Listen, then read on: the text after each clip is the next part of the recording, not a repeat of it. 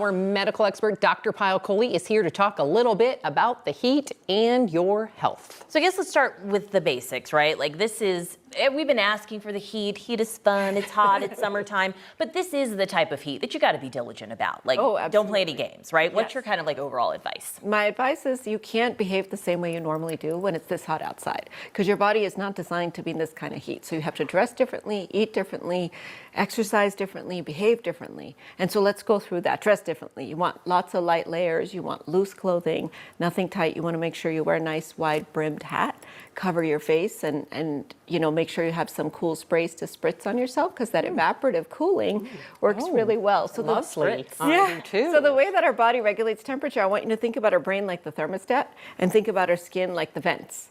And so your thermostat tells your vents to open up, and that's when you start sweating and giving off that heat. So if you augment that, you help the vents to open up by spritzing yourself, it gives off heat. You want to change what you eat, so you can't eat what you usually eat. There's special hot day foods, and then do not exercise outdoors when it's really, really hot. Is there like a line in the sand for the people that might want to be doing yard work? Because that also can technically be exercise, or you're outside playing with the kids. Should you just stay outside altogether, or can you do some of it? None of that today. Oh, not in this kind of temperature. In fact, the CDC has something called a heat radar where you can put in your zip code and calculate what times of day you should go out, and that includes the air quality index as well. It includes the humidity, which creates the heat index, as Kathy would tell you. And really, you should avoid sort of between 10 to 4. This morning, Chris Bianchi was telling me 11 to 5 today and tomorrow, not be outside at all. If you are going to be outside, or you have to be outside for work, then you want to make sure no more than 10 or 15 minutes before you take a break in the shade or inside in some air conditioning. Well, I just want to go back. What is this hot heat, the foods that you're supposed to be eating when it's hot outside? My little spidey sense is perked up. I want to know. Yeah, so foods and drinks. So let's talk first about drinks. No alcohol, no sugar, no caffeine. So today is the day. No caffeine? No sugar? Oh my God. Sugar. No alcohol? Dehydrate you more. So today's a day for electrolyte solutions, not Gatorade because it's full of sugar, but like coconut water or homemade lemonade or herbal teas or just plain water. IV therapy? I wouldn't mind a little IV today, like Alex likes to do, Yes. just because it does hydrate you. And you want to look at your urine, keep it pale yellow or colorless in order to do that. And then what you're eating, no cheeseburgers, no French fries, no pizzas, nothing greasy. Today we're eating watermelon, cucumbers. Ooh.